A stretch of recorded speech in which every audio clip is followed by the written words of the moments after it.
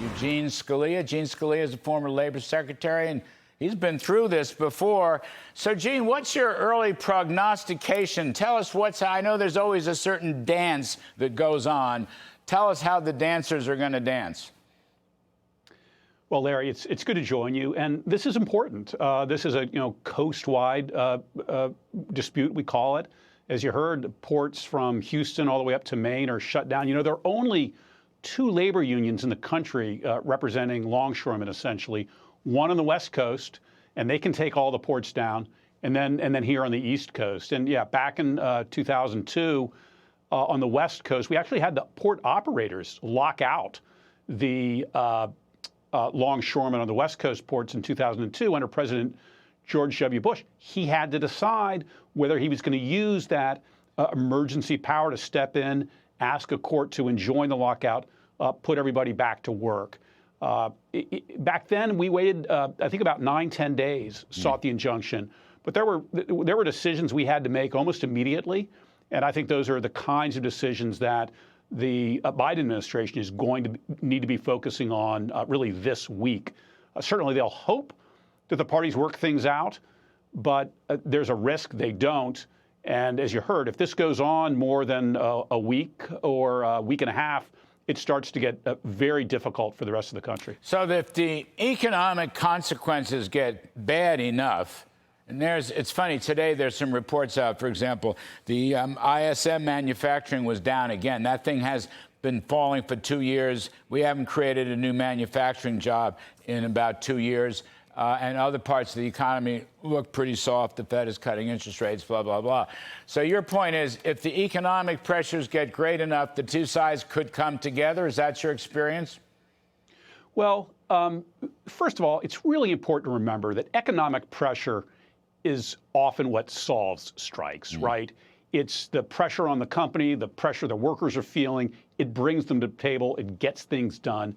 And that's why sometimes presidents initially are reluctant to step in. That's why President Bush was reluctant to step in. But the problem is that unlike most labor disputes where it's between the company and the workers and not everybody else is feeling it all that much, when you shut the ports down after a week, 2 weeks, the whole country feels it. There's a national impact. That's what authorizes the president to go in under the Taft-Hartley Act. And there have been very, very few presidents who have not sought to enjoin these strikes on the ports if they carry on for very long. Democrats and Republicans, going all the way back to Harry Truman, have stepped in during ports disputes to reopen the ports. So I don't want to make this a strictly numbers exercise, but it is interesting. I've been boning up on some of this stuff. Regarding the union, the ILA, their first offer, the management's first offer, 50% wage hike over 6 years. Now, there are other bells and whistles. That would have been an 8%, 8.3% per year. That's 50% over 6 years. The ILA is countered. They want 77% over 6 years. That would be almost 13% increase per year for their wages, which is a lot, okay? And it's undoubtedly too much, and it's undoubtedly they will settle for something less. But I do want to say this, Gene. I mean, inflation over the last 3.5 years plus has gone up 20%. Consumer price index has gone up 20%. So to some extent, I can't blame them altogether. They have to make a buck, too. Real wages over this period have actually fallen. They like them to rise.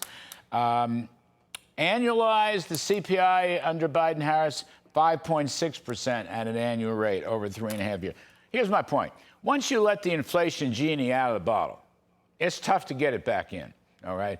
The Federal Reserve has to raise rates astronomically, which is what they've done. Eventually, it harms the economy. So far, that hasn't happened terribly much, but the affordability problem, which is what these workers want. So I'm just saying, yeah, 77% increase over 6 years, 12.8% a year looks too much to me. 8% looks better. But then again, the owner-operators made $400 billion in the last 3 years. I don't know that it's profit sharing. You see, I'm trying to be balanced. It's a rare moment, Kudlow balance. But the working folks, Gene, you were the Labor Secretary, working folks have suffered enormously under this administration.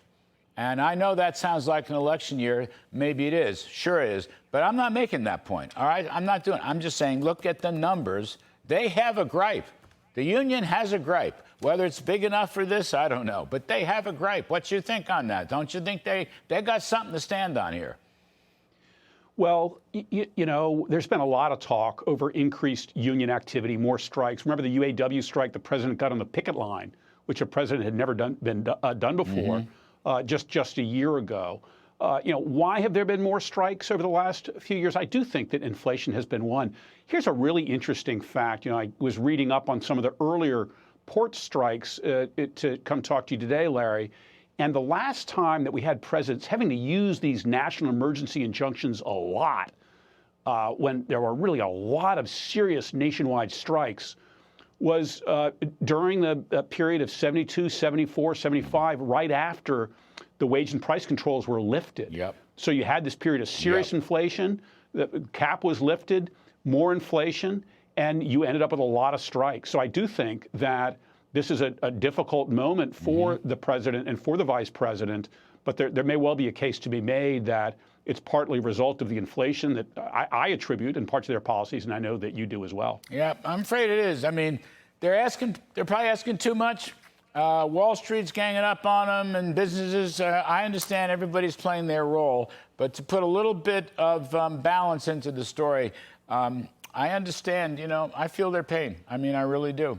Anyway, Eugene Scalia, terrific stuff. Great to see you, former Labor Secretary and great friend. Appreciate you coming on the show.